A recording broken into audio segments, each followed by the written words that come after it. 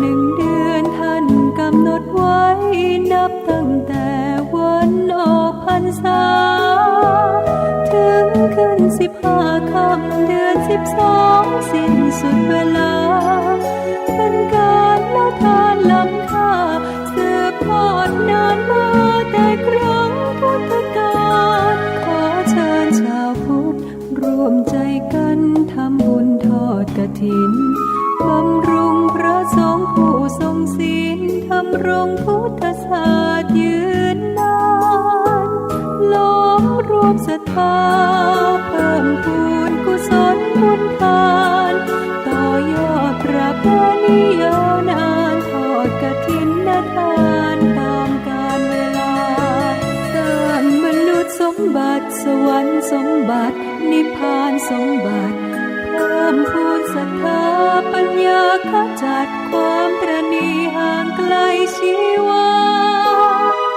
สร้างเหตุความร่ำรวยด้วยกฐินทานล้ำค่า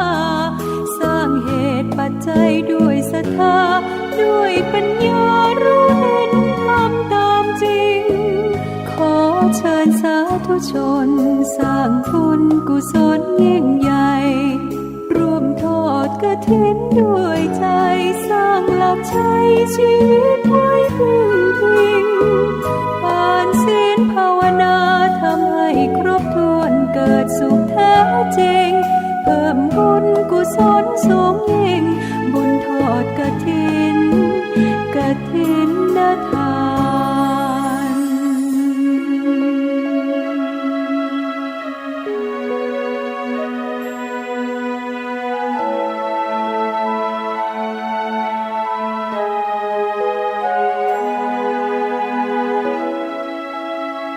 สร้างมนุษย์สมบัติสวรรค์สมบัตินิพพานสมบัติเพิ่มพูนศรัทธาปัญญาขจัดความตระหนี่ห่างไกลชีวาสร้างเหตุความร่ำรวยด้วยกฐินทานล้ำค่าสร้างเหตุปัจจัยด้วยศรัทธาด้วยปัญญารู้เห็นทำตามจริงขอเชิญสาธุชนสร้างบุญกุศลยิ่งใหญ่ร่วมทอดกฐินด้วยใจสร้างหลักชัยชีวิตไว้พึ่งพิงทานศีลภาวนาทำให้ครบถ้วนเกิดสุขแท้จริงเพิ่มบุญกุศลสูงยิ่งบุญทอดกฐิน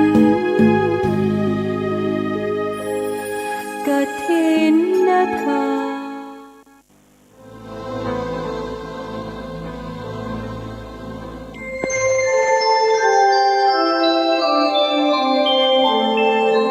ขณะนี้ท่านกำลังฟังสถานีวิทยุกระจายเสียง FM 104.5 เมกะเฮิรตซ์ ขอความเจริญในธรรมและความสุขทางใจได้มาบังเกิดมีกับพ่อแม่พี่น้องท่านศรัทธาสาธุชนพุทธบริษัทผู้เจริญในศีลในธรรมทุกท่านตลอดถึงลูกหลานเหลนวงศาคณาญาติทั้งสายเลือดและญาติธรรมทุกท่านวันนี้เป็นวันที่12 เดือนพฤศจิกายนสถานที่ต่างๆจะมีการทอดกฐินทอดผ้าป่ากันเพราะระยะนี้เป็นระยะที่คนต้องทำบุญกันทำทานกันเมื่อกลางพรรษาเพิ่นรณรงค์กันเพื่อละกิเลสคืองดเหล้าเผาบุหรี่ในกลางพรรษาพอออกพรรษาแล้วเริ่มละเลิกความเห็นแก่ตัวหันแก่ได้คือการบริจาคทานจะหันว่าแต่ละบ้านแต่ละวัดออกใบกุศลกันหลายบ้านหลายจองกันนับว่าในทางพุทธศาสนาของเรานี้สอนให้มีการเสียสละเพื่อหักเพื่อแปลงกันวันนี้ตุลุงก็ได้มาพบกับพ่อแม่พี่น้องทั้งหลายท่านผู้ฟังทั้งหลายได้รับผลประโยชน์จากการฟังแล้วน้อมเอาธรรมะ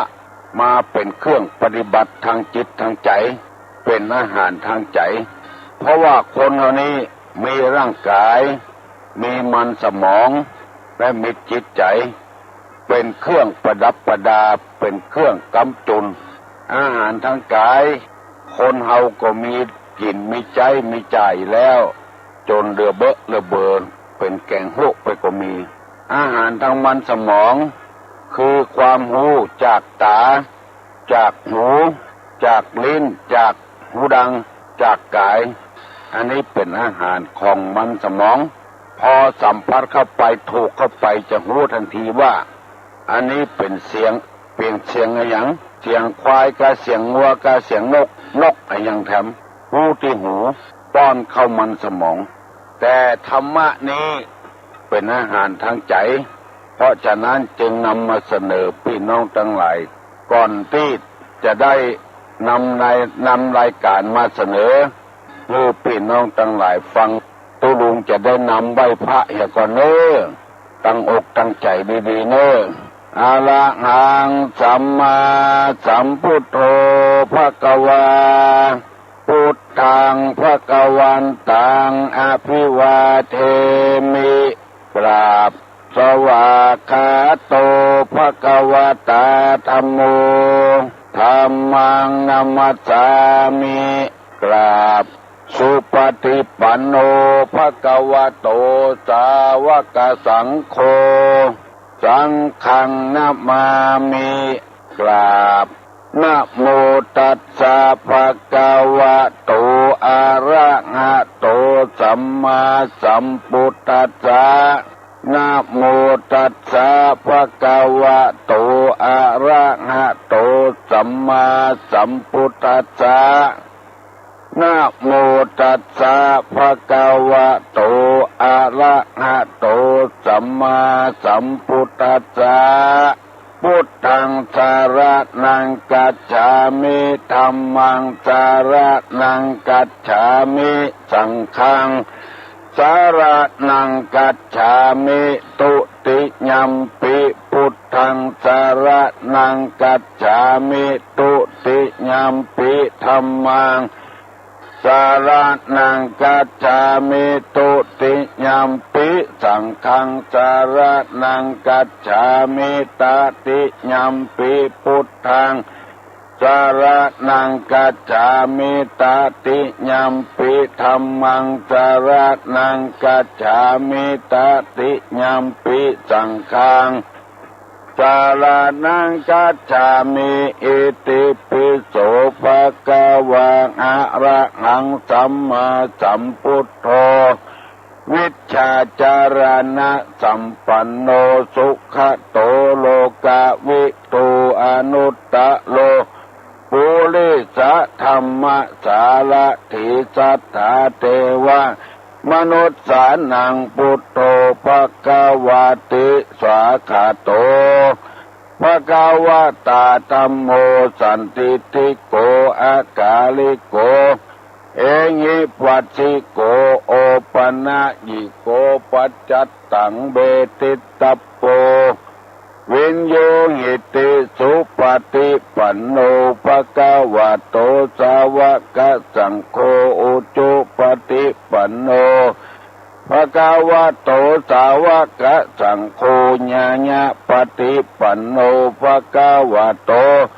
สาวกสังโฆสามิจิปฏิปันโนภควโตสาวกสังโฆญาติตังจัตตาลิปุริสายุคานิอัฏฐาปุริสาปุคลาเอสาภควโตสาวกสังโฆอาหุนยโยปาหุนยโยตขินยโยอัญจลิกาลนิโยอนุตตลังปุญญเกตังโลกัสสาติกราบหนึ่งกราบสองกราบสามเป็นสิริมงคลกับตัวละเน้อจะออกไปเนี่ยเรียกเนี่ยการทำให้ทำนารับจ้างรับแจ้งอย่าง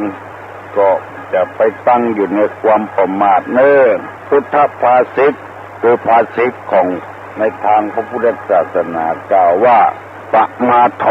มัจจุโนปทังแปลว่าความประมาทเป็นทางแห่งความตายความประมาทก็คืออยู่อย่างบ่มีสติควบคุมอยู่ไปเสเลยสเปยบ่มีอนาคตคนนี้หวังความสุขกุคนในพุทธศาสนาก็รู้ว่าคนเราต้องการความสุขแต่จะได้ให้เกิดความสุขนั้นบางคนก็ไปแสวงหาบัจจัยตางแห่งความสุขไปแสวงหาตางแห่งความทุกข์พอได้ประสบทุกข์มาก็เดือดร้อนด่าว่ากรรมว่าเวรอย่างนี้เป็นต้นเพราะเอาแสวงหาความสุขในทางที่ผิดพุทธศาสนานี้แนะนำกูอย่างให้เกิดมีความสุขทุกอย่างก่อนจนจะได้ความสุขมาลุนเพราะร่างกายเรานี่เกิดมาเพื่อทำการทำงานบัจจัยขี้ค้านบัจจัยอยู่บ่ได้มีพุทธภาษิตรับรองว่าวิริเยนะทุกขมัจเจติคนล่วงทุกข์ไปได้เพราะความเพียรก็หมายความว่าต้องเนี่ยการต้องเพียรพยายามจึงจะพ้นทุกข์ทุกขโตทุกขฐานนังให้ทุกข์แก่ท่านทุกนั้นจึงถึงตัวเพราะฉะนั้นอย่าไปฮืดทุกข์แก่ไผทุกนั้นจะบ่ถึงตัวไปไล่ฟันไล่ฆ่าเปิ้นเมื่อโลนมาก็เปิ้นไล่จับไล่งับทุกนั้นก็ถึงตัวกินเหล้าเมายานักลำไปจนตับแข็งปอดบวมเพราะว่าเอาทุกข์มาใส่ให้ก่อนเอาความบดีมาใส่ให้ก่อนเมื่อลูนมาเกิดตับแข็งเกิดปอดบวมกินนักลำไปก็เพราะเสาะหาความทุกข์มาใส่ตัวให้ก่อนเมื่อลูนมาจึงได้เป็นทุกข์เป็นยากตับเป็นมะเร็งปอดเป็นมะเร็งเพราะว่าเขาเอาทุกข์มาใส่ให้ก่อนกินลาบดิบกินปลาลาบหมูนี่มูลเหตุเก้ามาเกิดจากการไปกินดิบกินแดงเสาะหาทุกข์มาใส่ตัวทุกข์มาถึงมาลุนก็กระวนกระวายเป็นมะเร็งเป็นหั่นเป็นนี่เลือดร้อนปกลุกปกนั่งกันก็เพราะเหตุว่าเสาะหาความทุกข์มาใส่กันยังใหญ่บัดตันแล้วเตื้อเสาะหากันเป็นผัวเป็นเมียกันบ่มีเงินบ่มีทองเตื้อเมาเอากันเนี่ยก่อนเกิดมางานก็บ่มีทำวิ่งขึ้นวิ่งล่องมีลูกเกิดขึ้นมาแถมเพราะหาทุกข์มาใส่ตัวต้องหาให้มาพร้อมเหี่ยก่อนร่วงทุกข์ไปเหี่ยก่อนพยายามเนี่ยเวียกเนี่ยการเก็บหอมรอมริบไปเหี่ยก่อนมีเงินมีทองแล้วก้อยแต่งงานกับกันก้อยอยู่กับกันก็ยังแควนทำง่ายอันนี้บ่มีอย่างสักอย่างฐานะความเป็นอยู่ก็บ่มีเตื้ออนาคตไปหน้าเมื่อเฒ่าเมื่อแก่จะเอาอย่างมาอยู่เอาอย่างมากินเพราะคนเฮานั้นมองหันธรรมเป็นธรรมเรื่องบ่ได้ปฏิบัติธรรมบ่ประพฤติปฏิบัติธรรมความทุกข์จึงเกิดขึ้นมาเมื่อลุง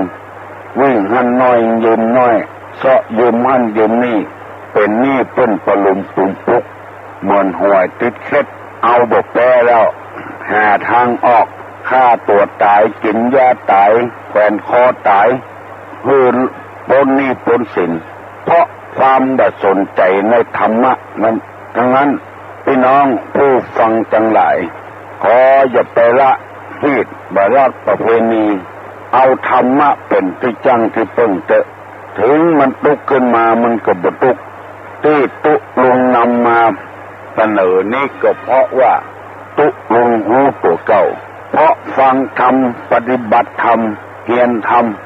ถึงวันนี้ตุลุงเป็นพญาติตุลุงก็บ่มีความทุกข์เพราะเอาหูตันมันว่าทุกอย่างมันเป็นไปตามธรรมชาติเกิดมาแล้วต้องเป็นพญาติเป็นพญาติแล้วก็ต้องตายมันเป็นแน่นอนอยู่แล้วเขาหูตันมันเขาก็เลยบักกระวนกระวายหามันตามเรื่องมันกูย่างอะเรือนที่เขาอยู่นี่วิทยุที่เขาฟังนี่เมื่อแปลงขึ้นมาเป็นวิทยุละแปลงเงินละเงินหลังที่เขาอยู่ก็จะรู้สักวันนะ วิทยุที่เราฟังบัดเดียวนี้ก็จะรู้สวรรค์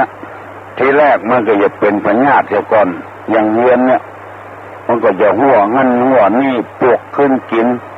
เอาไปเอามาก็รู้ละเละละต้องเตะละวิทยุก็อย่างเดียวกันบึดได้ยินบึดบ่ได้ยินดังโอ้โอ้อาอาเงินเข้ามันเข้าก็รู้ละคนเฮาถ้าหูตันอย่างนี้นี่มันบ่มีปัญหาหยังมันบัดทุกข์ยากบัดลำบากลำบนหยังบัดใจว่าบัดได้เรียกการลูกอยู่กับวัดบ้านก็บ่เจ้าเข้าก็บ่ซื้อลูกเป็นทุกข์หยังบัดใจไปถามเถอะตุเจ้าที่มีความทุกข์ก็มีตุเจ้ากินยาตายก็มีตุเจ้าแขวนคอตายก็มีเพราะว่าบ่หูตันมันเมื่อบ่กี่วันกี่เดือนมาเนี่ยสอบปริญญาโทบ่ผ่านในภาคเหนือเขาเนี่ยตุเจ้าสอบปริญญาโทบ่ผ่านแขวนคอตุเจ้าตายก็มีเพราะบ่หูตันมัน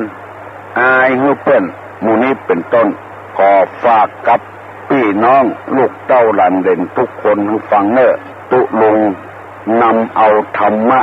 มาเล่าให้พี่น้องทั้งหลายฟังว่าคนเฮานี้บาวุฒิบัดจำเริญไอ้หยังตะเตื้อเนี่ยหยังคัดข้องเพราะว่าบ่มีคุณธรรมในตัวคนที่เป็นวุฒิจำเริญใจเป็นบ่เจ้ามีเงินมีทองมียศถาบรรดาศักดิ์เป็นนายพลนายพันน่ะคือเพิ่นเอาธรรมเป็นเครื่องเจริญสี่อย่างมาประกอบเนื้อประกอบตัวสังเกตพอเถอะเพราะฉะนั้น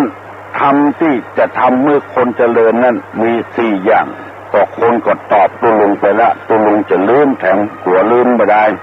ข้อหนึ่งคือคบผู้รู้ผู้ฉลาดเรียกว่าสัตตบุรุษคบผู้ประพฤติชอบด้วยกายด้วยวาจาด้วยใจเรียกว่าสัตตบุรุษคบไปเถอะเป็นจะสั่งจะสอนเฮาสองสัตธรรมะ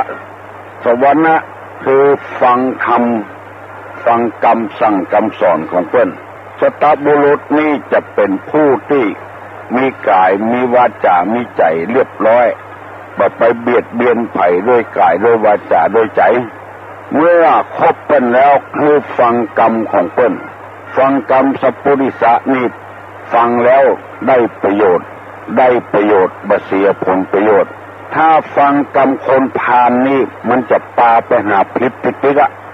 อย่างที่เฮารู้กันเนี่ยหยังก็จะกินเหล้าอ่ะอย่างน้อยก็จะกินเหล้าอ่ะเนี่ยพาลไปหาพิษอบายมุขจะบุบไก่จะกินเหล้าจะลาบจิ้นหมู่เนี่ยถ้าคบสัตบุรุษนี่เพิ่นจะบ่ปาไปตรงนั้น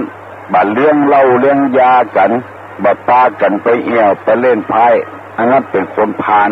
คนใดใครหวังความเจริญอย่าไปคบคือคบบัณฑิตและฟังคำสอนของเพิ่นสามเวติตองพิจารณาสิ่งที่ดีหรืออันใดดีอันใดชั่วเพื่อพิจารณาเหตุก่อนแล้วอันที่สี่นี้เมื่ออันใดดีก็ให้ประพฤติปฏิบัติตามอันนี้เรียกว่าคนที่จะไปสู่ความเจริญเพิ่นมีกรรมบาลีว่าสัพพุริสังเสวะคบสัตตบุรุษสัทธรรมสวนะฟังธรรมของท่านโยนิโสมนสิการคือปิติตองพิจารณาธรรมานุธรรมปฏิปฏิบัติธรรมที่ท่านสอนอันนี้ตุลุงเสนอไปแล้วใครเจริญรุ่งเรืองฮึกอย่างอีกพ่อแม่ก็ดีครูบาอาจารย์ก็ดีพ่อแม่มีลูกมีเต้าประพฤติชั่วประพฤติบดีเพราะขาดธรรมอะไรอย่างเพราะปฏิบัติอย่างใดครูบาอาจารย์ลูกศิษย์ลูกหาไปเป็นคนชั่วคนบดีสร้างความเดือดร้อนในสังคมเพราะขาดอะไรอย่างเพราะว่ามีอคติสี่ลำเอียงหักลูกบ่เต้ากันการแกล้งลูกศิษย์ลูกหาการแกล้งลูกตัวเก่าฉันทาคติลำเอียงเพราะเรียกว่าลำเอียงเพราะฮักกันเรียกว่าฉันทาคติสองลำเอียงเพราะบัดชอบกัน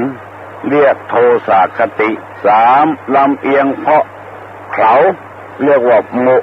โมหคติสี่ลำเอียงเพราะกลัวเรียกว่าพยาคติ อคติ4ประการนี้บ่ควรประพฤติ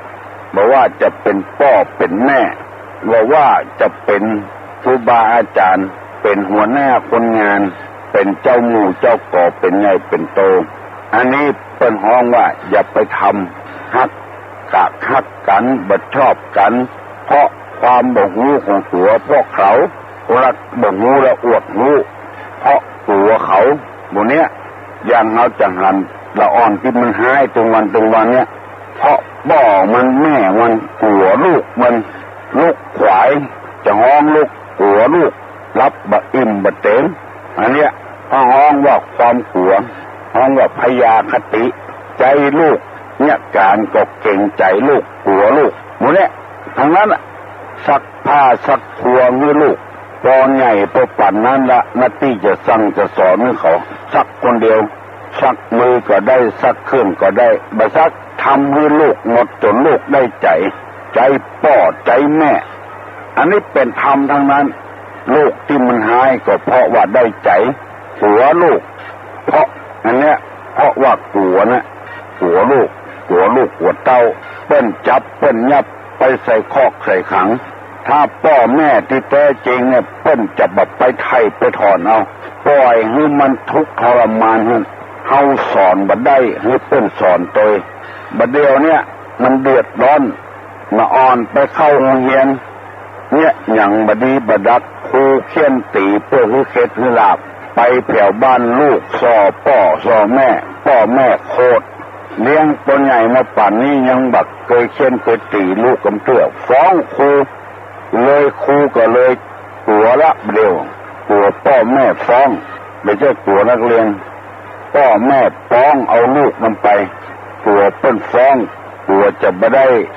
เป็นครูตัวจะได้ออกครูเพราะว่าหนังสือพิมพ์ก็ลงวิทยุก็ลงทีวีก็ออกว่าครูเหี้ยมครูโหดฟ้องครูประท้วงครูเพราะความเขาความกลัวของพ่อของแม่ทั้งนั้นกลัวลูกเจ็บกลัวลูกป่วยมีนักเรื่องราวต่างๆถ้าตุลุงจะสาธยายมานี่มีนักเพราะฉะนั้นในทางศาสนานี่เพราะความลำเอียงเพราะความเขาความกลัวของพ่อของแม่นั่นเองเอามาลืมทำไมลืมเก่าลืมใหม่เนี่ยเพื่อจะสอนพ่อแม่ที่เง่าที่กลัวบ่ใจเง่ากับอย่างเง่ากับลูกกับเต้าเนี่ยลูกจุอย่างใดก็เง่าไปตามลูกซ้อจะใดก็กลัวลูกเจ็บกลัวลูกป่วยก็เลยละอ่อนเป็นคนพ่อแม่ตัวใจเพราะอย่างเงี้ยก็เลยได้ใจประตกประเสื่องปล่อยให้มันเป็นตามธรรมชาติมันไปสร้างคนเดียวมันให้รับกรรมคนเดียวมันอันนี้ฝากฝังไว้กับพี่น้องทั้งหลายเนอะวันนี้จะทำเสนอว่าความเพียร4อย่างในพุทธศาสนาความเพียรในศาสนานี่ลองฟังเราบังเอิญความเพียรของเรานะ1สังวรประทานเพียรระวังบ่ให้บาปเกิดขึ้น2ปหานประทานเพียรละบาปที่เกิดขึ้นแล้ว3ภาวนาประทานเพียรให้กุศลเกิดขึ้นในสันดาน4อนุรักษณประทานเพียรรักษากุศลที่เกิดแล้วบ่ให้เสื่อมความเพียร4อย่างนี้เป็นความเพียรที่ชอบควรประกอบเพื่อมีในสันดานเพื่อมีในตนอันเนี้ยความเพียรในทางพุทธศาสนาบ่เหมือนความเพียรของต่างนอกเพียรของต่างนอกเนี่ยพยายามมันหาเก็บเงินเก็บทองเอาไว้บ่ให้คบคนชั่วบ่ให้ไปติดยาเสพติดอันนี้เป็นความเพียรทางนอกทางในนั้นบ่ให้บาปเกิดขึ้นในสันดานบาปตั้งกายตั้งปากตั้งใจเพียรละบาปที่เกิดขึ้นแล้วอันนี้เป็นความเพียรทางธรรมะแล้วก็เพียรทำให้เกิดกุศลเกิดขึ้นเมื่อเกิดกุศลแล้วก็ให้รักษามันไว้เรียกว่าอนุรักษณประทานวันนี้นำมาเสนอเต้าอี้ก่อนแล้วต่อไปนี้เป็นเรื่องของอนุพุทธประวัติของลูกศิษย์ของพระสัมมาสัมพุทธเจ้า วันก่อนนั้นได้เอา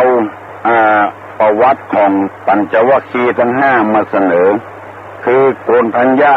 วัปปะแล้วก็ภัททิยะวันนี้จะเอามหานามะมาเสนอให้ฟังภัททิยะไม่ใช่มหานามะประวัติของภัททิยะนี่เอาเสนอไปตวาแล้วก็ทิยะนี่เป็นลูกของพราหมณ์ในจำนวนพราหมณ์108เอาเสนอทำไมเอาภัททิยะชาติภูมิเกิดในเมืองกบิลพัสดุเป็นลูกของพราหมณ์คนหนึ่งในจำนวนพราหมณ์108เมื่อพระเจ้าสุโธทนะเชิญให้ไปเลี้ยงเข้าป่าอาหารพ่อของภัททิยะนี่ก็ไปโดยแล้วสอนลูกเบิ้นว่าถ้าว่ามหาบุรุษนี่ออกบวชหรือบวชโดยเนอเหมือนกับเรื่องของวัปปะเหมือนกันสมัยที่ท่านยังหนุ่มได้ยินพ่อฟังว่าพระมหาบุรุษเนี่ยมีลักษณะถูกต้องตามมหาบุรุษลักษณะพยากรณ์ศาสตร์จึงมีความเคารพและเลื่อมใสในพระสัมมาสัมพุทธเจ้าเป็นอย่างยิ่งเมื่อมหาบุรุษคือพระพุทธเจ้าของเรานี่บวชท่านคนเนี้ยภัททิยะเนี่ยก็เลยไปบวชโดยเปิ้นในพราหมณ์ทั้ง4คนซึ่งมีโกณฑัญญะเป็นหัวหน้าตกลงว่าร่วมกันว่าการบรรพชาของมหาบุรุษจะไม่เลวทรามหรือเสื่อมเสียจากประโยชน์ที่แท้องค์อำนวยผลประโยชน์ให้แก่คนอื่นด้วย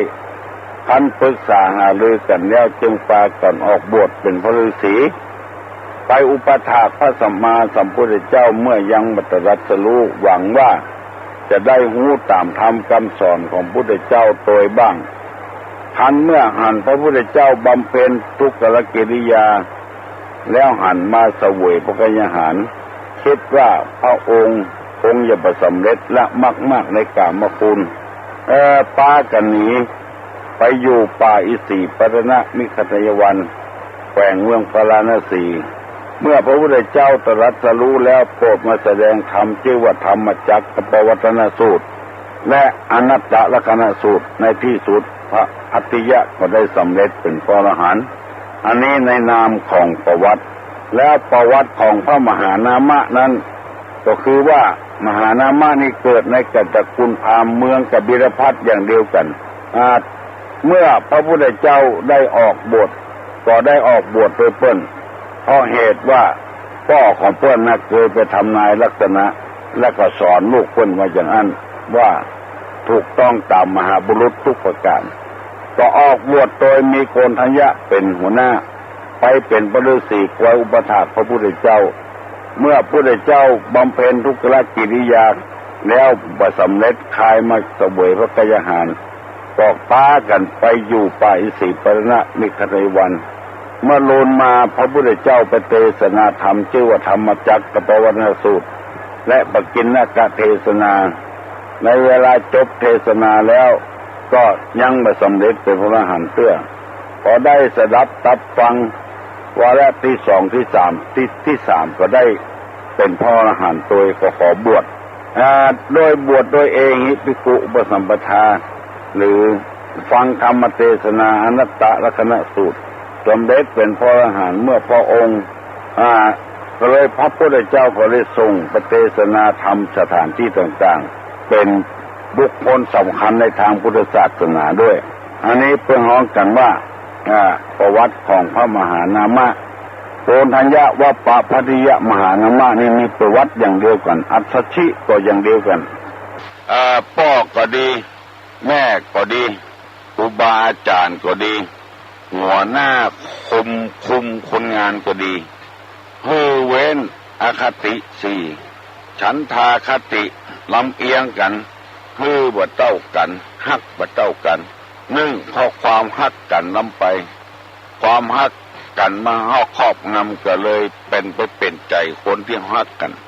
คนที่เขาบักฮักกันเขาก็เลยบ่เป็นใจเปิ้นทำการทำงานก่อนจัดดีแต่ว่าขอโทษนะเลียแข้งเลียขาเจ้านายบดีเจ้านายก็เลยบ่ฮัก เมื่อบางฮักก็เกิดอคติขึ้นบางทีงานก็ล้มละลายเพราะหัวหน้าไปฮักคนหนึ่งจังคนหนึ่งฮักบ่เท่ากันเกิดอคติขึ้นนี่เรียกว่าฉันทาคติโทสาคติความลำเอียงเพราะโกรธกันโทสาคติเพราะบ่ชอบกันบ่ชอบหน้ากันก็เกิดแบ่งงานให้นักพ่องให้เงินน้อยพ่องมันเนี่ยจะไล่เขาก็บ่จ้างไล่เตื้อให้เขาไล่ตัวคนเองมีหลายคนน่ะแม้แต่พระสงฆ์พระเจ้าเขาก็มีปกครองด้วยโทสะลำเอียงกันอคติกันโมหะคติลำเอียงเพราะว่าความเขลาของเฮาความหม่ห่วงเฮาแล้วเขาหูกว่าเฮาแยกจังเปิ้นแล้วก็พยาคตินั่นก็คือลำเอียงเพราะกลัวความหูพ่องกลัวยังพ่องหลายอย่างกลัวว่ามันจะหนีละเฮากลัวงานจะบ่สำเร็จมีความกลัวก็เลยไปหักมันแปลงมันเนี่ยแล้วไปจังคนอื่นอันนี้ฮ้องกันว่าอคติสี่เปิ้นเป็นใจกันค่อยบ้านค่อยเมืองคนใดถ้าบ่มีอคติสี่นี่เป็นคนดีได้เป็นพ่อก็เป็นพ่อดีเป็นหัวหน้าดีเป็นครูบาอาจารย์ก็ดีถ้าว่าปราศจากอคติสี่อย่างนี้ทำเป็นยังจะได้นำมาเสนอให้พี่น้องตั้งหลายฟังแถมอย่างหนึ่งความเพียรในวัดในศาสนานี่มาเหมือนกับชาวบ้านนี่เปลี่ยนเงียบเวียกเงียบการเปลี่ยนขายของแต่เปลี่ยนของในศาสนานี่เปลี่ยนระวังบ่คือบาปเกิดขึ้นถ้าเกิดขึ้นก็เปลี่ยนละบาปนั้นบาปคือความชั่วเปลี่ยนให้กุศลเกิดขึ้นในสันดานแล้วก็เปลี่ยนรักษากุศลที่เกิดขึ้นแล้วเพิ่นมีกรรมบาลีว่าสังวรประทานปหานะประทานภาวนาประทานอนุรักษ์คณะประทานภาวนาประทานนี่ก็เปลี่ยนกุศลที่เกิดขึ้นตั้งใจปั้มเป็นภาวนาไปอันนี้เป็นความเพียรในทางพุทธศาสนาบ่ใช่เป็นเปลี่ยนเก็บหอมรอมริบอย่างบ้านเฮาเพราะศาสนาพุทธนี้บ่ใช่ศาสนาลัทธินิยมฆ่ากันแกล้งกันอย่างนี้ไม่ใช่นั้นทำที่ควรอธิษฐานเอาไว้ในใจของเรานะอธิษฐานไว้หนึ่งรอบรู้ในสิ่งที่ควรรู้เรียกว่าปัญญาสองสัจจะความจริงใจประพฤติสิ่งใดขอให้ทำจริงๆสามจาคะการเสียสละแบ่งปันด้วยความจริงใจสละสิ่งของที่เป็นค่าศึกแก่ความจริงใจสี่อุปสมะสงบใจในสิ่งที่เป็นค่าศึกแห่งความสงบอันนี้เป็นอธิษฐานธรรมแล้วทำอย่างหนึ่งเพิ่นฮ้องว่าอิทธิบาทสี่คือทำมาอย่างเป็นเครื่องสำเร็จแน่นอนจะเป็นศึกษาเล่าเรียนเป็นปฏิบัติธรรมในศาสนาหรือเป็นพวกการนายขายประกอบด้วยธรรมสี่ข้อนี้คนใดประกอบด้วยธรรมสี่ข้อแสวงหาโชคหาลาภก็ได้ตามความประสงค์เสี่ยงในการค้าขายก็จะได้ตามความประสงค์พยายามหรือเสี่ยงในการใจบ่าใจแหงก็จะได้ดังความประสงค์เบื้องห้องกับว่าอิทธิบาทสี่แปลว่าคุณเครื่องทำให้ความสำเร็จกูอย่างมีสี่อย่างหนึ่งมีความพอใจสองมีความเปลี่ยนสามมีเอาใจฝักใฝ่เรียกว่าจิตตะและ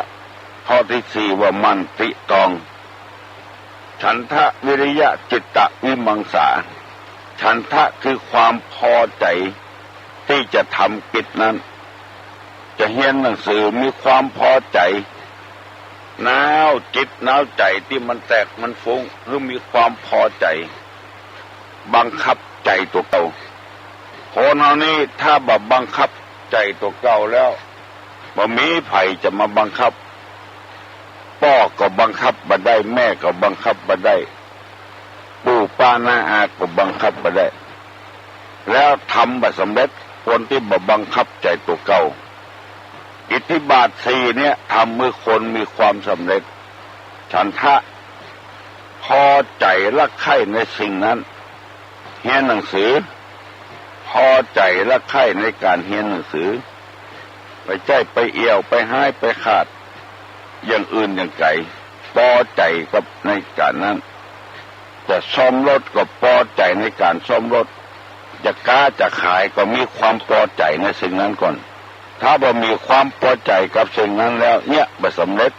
เพราะบ่ฮักมันบ่ชอบมันคนผ้าขี้ริ้วห่อทอง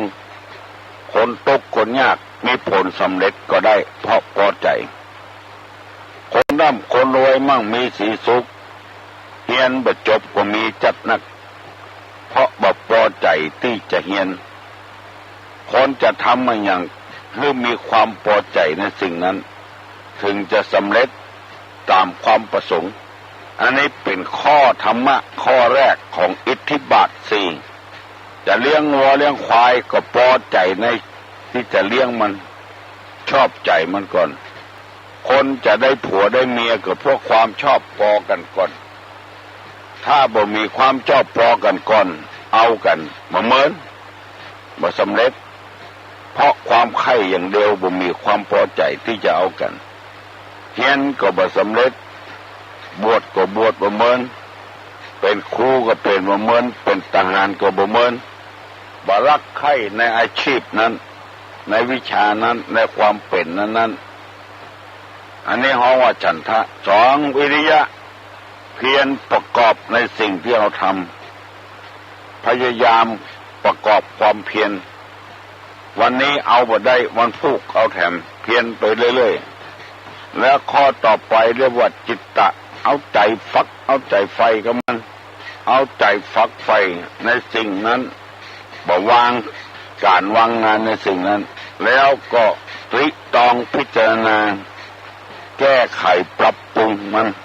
ดีแล้วดีแถมดีแล้วดีแถมอันนี้เนี่ยยังก็เป็นผลสำเร็จถ้าเอาแบบพิจารณาอันสุดท้ายก็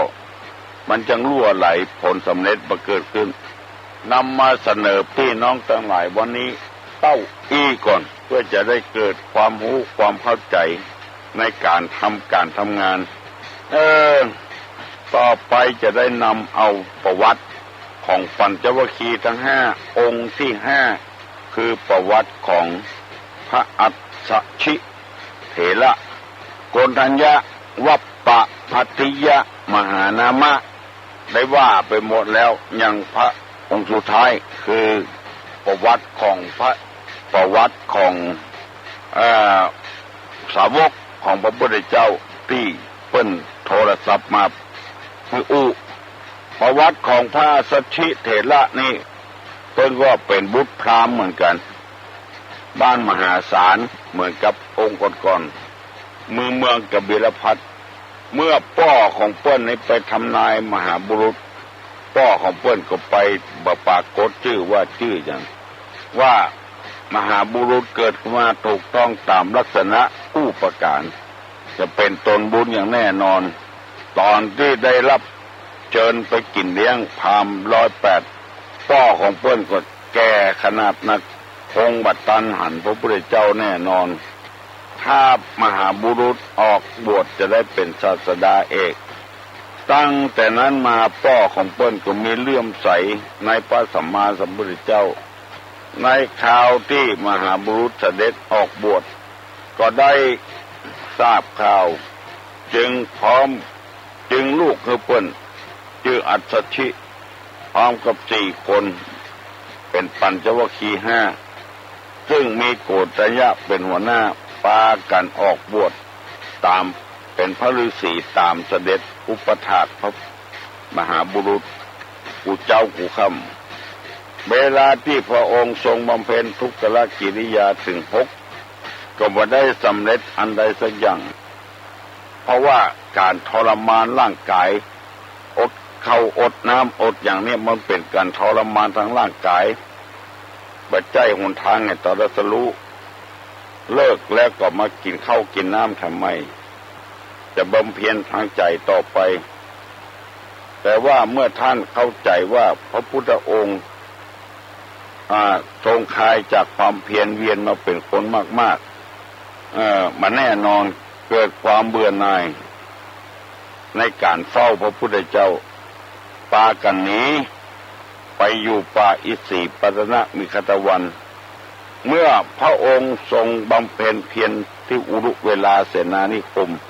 ได้หูธรรมะในจิตในใจก็เลยออกไปปฐมเทศนาครั้งแรกคือแก่ปัญจวัคคีย์โปรดปฐมเทศนาตรัสปกิณณกะเทศนายังบ่ได้สำเร็จอย่างไรขันฟังปกิณณกะปเทวาวาระที่4พระอัจฉรินี่ก็ได้ดวงตาหันธรรมคำสอนของพระพุทธเจ้าแล้วก็ออกขอบวชก็บรรพชาด้วยวิธีเอหิภิกขุปสัมปทาต่อท่านจงเป็นภิกษุมาเถิดได้ฟังธรรมซ้ำแถมชื่อว่าอนัตตลักขณะว่าสิ่งใดนั้นเป็นเจ้าของตัวของตนสักอย่างบ่เพิ่งยึดไว้กับปกิณณธรรมก็ได้สำเร็จเป็นพระอรหันต์ในข่าวที่พระพุทธเจ้าทรงออกไปประกาศพระธรรมเทศนาในปฐมโพธิการพระอัจฉริองค์หนึ่งก็ได้ร่วมไปประกาศศาสนาเป็นกำลังสำคัญท่าน